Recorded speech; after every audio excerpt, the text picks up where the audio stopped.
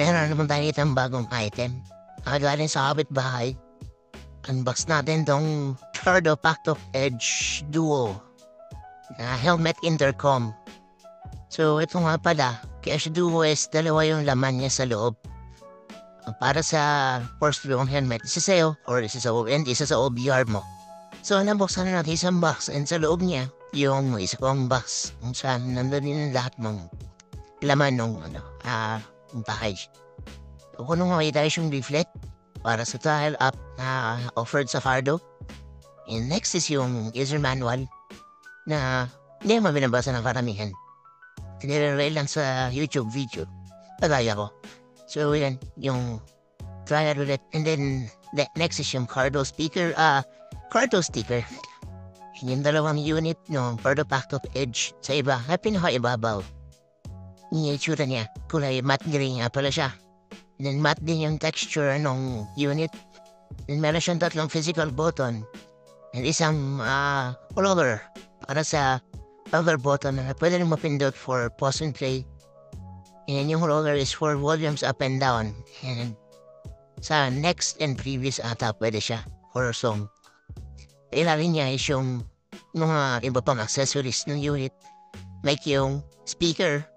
Yan, yung dalawang speaker na kasama. JBL speaker nga pala siya. 40mm JBL speaker. Dalawang boom mic.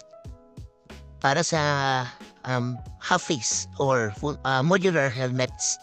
Yan yung mas okay ikabit kung ang helmet mo is half-face or modular. Itong classic naman na to, dito yung mounting options kasama yung mga speaker pads na pwedeng ididikit sa helmet para ma-mount mo na maayos yung speaker. And of course, yung mic, kung full face naman yung helmet na gamit mo. Yan. So, dalawang mounting option yan. Isang sticky mount and isang clip-on mount. Yan yung mga speakers sa ear, sa loob ng helmet. Ano sakaling maluwag pa or maluluwag ang bata sa paglalagay ng speaker, pwede mo siyang ikabit. Yan yung laman. So, dalawang pack na ganyan yan. May dalawang pares ng clip-on sa sticky mount. Yung sa kabilang laman naman is yung Type-C cable charger. Dalawa din, tig-isang unit. Yan, maganda yung quality ng kable. And sa ilang last item, be the cradle. Cradle is yung pinagdidikitan ng mismong comms.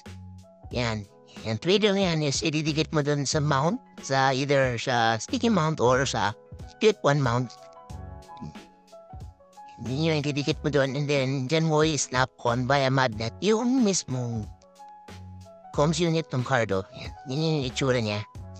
Ganyan siya kung paano. Ganyan siya idikit para ilagay, ikabit sa mount na mapipili mong ikabit sa helmet mo. Yun yung itsura yan.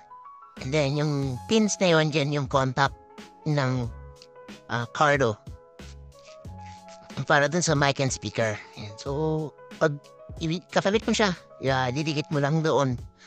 And then, pag tatanggalin naman, may push ka lang na clip abante para ma-dismount and slide and matanggal mo siya.